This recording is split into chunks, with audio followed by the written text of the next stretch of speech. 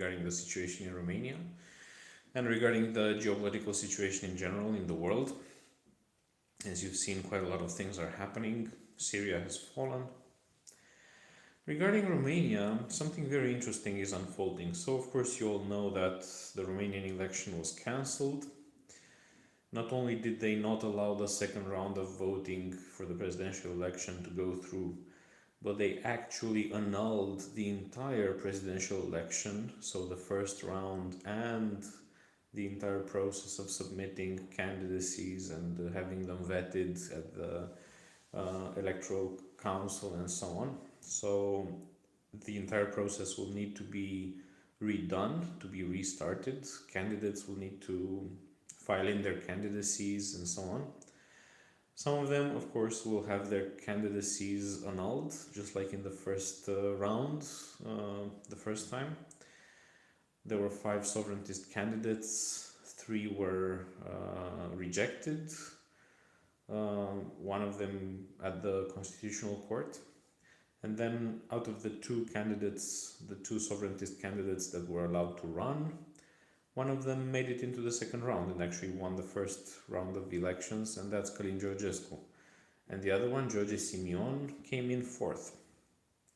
So not bad for the sovereigntist candidates. I think it would have been a much smarter strategy on their behalf to allow all the sovereigntist candidates to run, because then they would have divided the sovereigntist vote among themselves, and probably none of them would have made it into the second round. So if Diana Șoșoacă had been allowed to run, if Răzvan Constantinescu had been allowed to run, if Ciprian Mega had been allowed to run, then perhaps the entire sovereigntist vote would have been maybe not evenly, but would have been divided between these 5, and then none of them would have made it into the second round.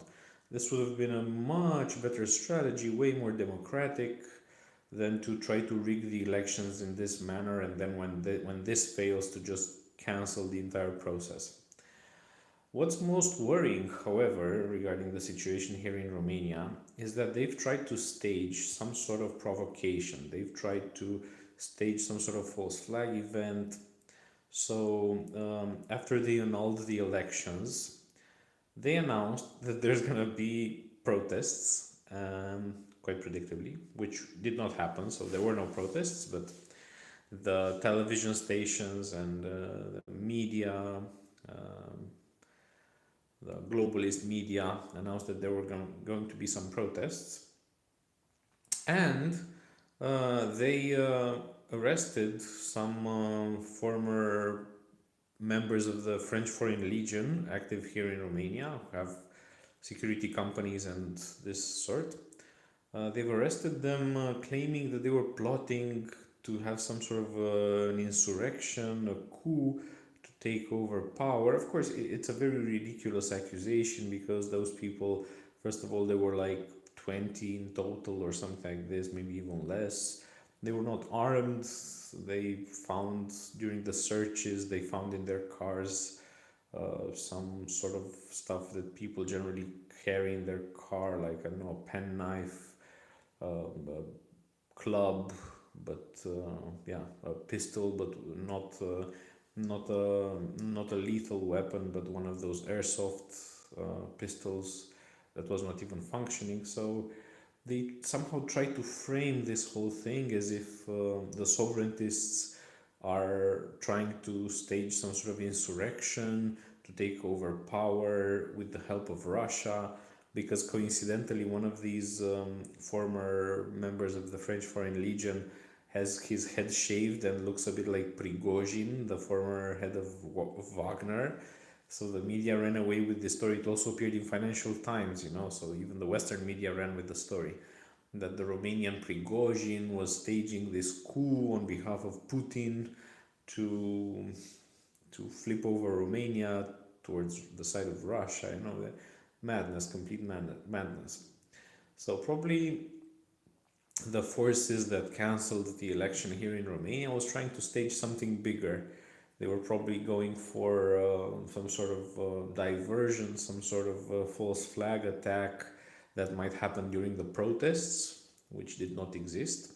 But had there been protests, probably there would have been some diversion, some sort of event that would have them ready with the narrative that this is a Russian attack, and to issue the state of emergency, to declare the state of emergency. And then from that point onwards, I don't know what the plan would have been. But that did not work out because there were no protests. All of these allegations fizzled out. So right now they're trying to find some sort of Russian involvement in the elections, and they have a very hard time finding anything. So yeah, all sorts of accusations that went absolutely nowhere. Some guy who was sponsoring content on TikTok, but he was not just sponsoring influencers who were advocating for Călin Georgescu, he was sponsoring all sorts of things on TikTok because he's very rich with crypto. He's like a computer programmer and he made a lot of money with crypto, and he just sponsors content on TikTok. He's kind of this autistic guy who doesn't know what to do with his life. He's a programmer and he has a lot of money, and yeah, he just pays people on TikTok. He just if he likes content, he will sponsor it. And he also sponsored some people who made some content for Georgescu, which is nothing illegal in itself anyway. So basically all of these accusations about the Russian involvement, the Russian attack, all these things just fizzled out completely. And right now the authorities still have to come up with an explanation why they cancelled the elections, because they were supposed to have a story together, and that story doesn't fit. That story that they tried to allude to, in the end, it just does not stand. So I don't know what they'll do. They'll try to maybe to stage some sort of false flag attack from this point onwards. I have no idea. But anyway, they definitely tried something with this hysteria that the legionnaires are coming to kill members of civil society and journalists and people from the globalist parties. There were such rumors, the media generously disseminated rumors that the legionnaires, the heavily armed legionnaires armed with some pen knives and some clubs, which they had in their cars, that they were coming to give some sort of to make some sort of a coup. Absolutely ridiculous. But anyway, yeah, so right now the elections were cancelled. They tried to ride this wave of indignation regarding the Russian attack. The Russian attack did not actually come through, so there's no evidence of any kind of Russian involvement at this point, or any kind of wrongdoing. The courts are dismissing the charges against these so-called legionnaires. So today, the Prigozhin of the Carpathians, this guy was released from. Well, he had not been arrested in the end. He had been placed under judicial control, but even that was lifted today. So now he's completely scot-free. And yeah, the charges regarding everybody in this story are just fizzling out as we speak. So I don't know what they'll do forward, but this is the situation in Romania so far. And the elections will have to be organized by the next government, which is this alliance of the globalist parties, and all the sovereigntist parties are in the opposition. This is also very strange, the way this is framed. So the government, the new government, is trying to claim that they are the embodiment of the pro-European spirit, whereas, of course, by contrast, the opposition can only be pro-Asian, right? I mean, if the government says that they are a pro-European government, it means the opposition is pro-Asian. I don't see things any other way. So the parties that are in opposition, the sovereigntist parties, will be painted as pro-Asian because allegedly they won with the help of Chinese communist TikTok, and with Russian money or Russian involvement. And So therefore, they are the Eurasianists, and these are the Atlanticists. This is how they choose to paint the situation here, which I think is quite self-defeating. I mean, if you're trying to put together this alliance, which will not really function well, but you're trying to claim that this is the Atlanticist direction, um, the only thing that you can get out of it is that more and more people will just lose faith in the Euro-Atlantic direction, because it is embodied by this motley crew, this dysfunctional array of parties trying to stitch together some sort of coalition. So if they run away with the story that they are the Atlanticists, it is the Atlanticist movement that will become more and more eroded in Romania. And regarding what's going on in regarding the war in Ukraine, it's quite strange that on the one hand you have the 20th of January coming, inching forward and coming ever closer, the moment when probably Donald Trump will put a stop to the war. However, you have the Europeans like Macron and Rutte, the new head of NATO, Rutte, who keep on saying that they want to send ground troops, that they want the European economy to prepare itself for war, to put itself on a war footing. So it's very strange. On the one hand, the Trump administration seems to be making strides towards peace, whereas the Western Europeans seem to make strides towards the war, towards a greater involvement in the war.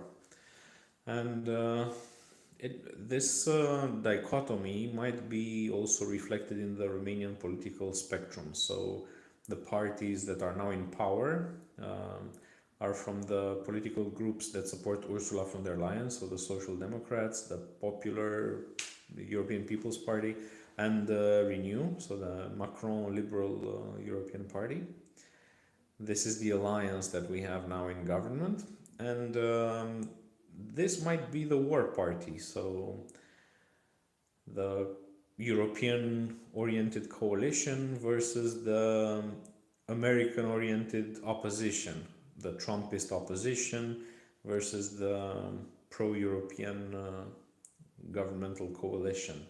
This might be the ideological divide. So it may be that the parties in the coalition government are trying to move us more towards the war, whereas the opposition, which is Trumpist, is trying to take us away from the war scenario.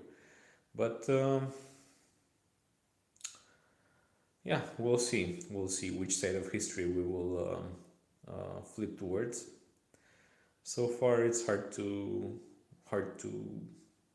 decide which direction things will go. If Romania will carry out war, it will rather be at the behest of the European Union rather than that of NATO. So if Trump is sincere and he pulls out of NATO, as he says, or he pulls out at least American involvement, American financial involvement, then it will be just the Europeans who are driving us towards the war with Russia, not the United States, but we'll see. And regarding what's going on in Syria, you saw the regime of Bashar al-Assad fell. Syria is now taken over by these, well, the Western media presents them as moderate jihadis, multicultural jihadis, diversity jihadists.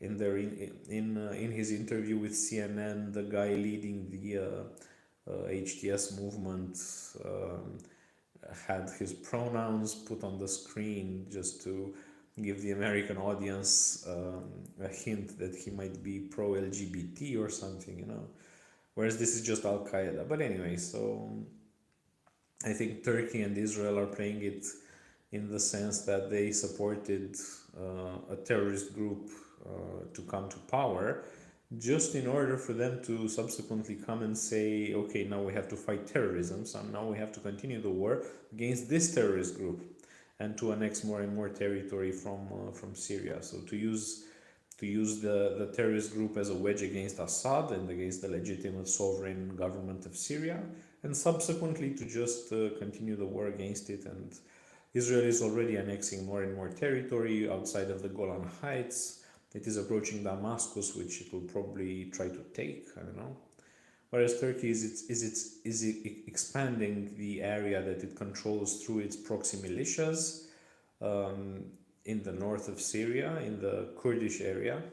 So probably Turkey will go for a strategy of defeating the Kurdish proxies and putting the entire Syrian Kurdistan under its control. Maybe it will even annex it, who knows, just to try to extinguish any kind of separatist Kurdish movement that might influence the Kurds in Turkey to rebel or something like this.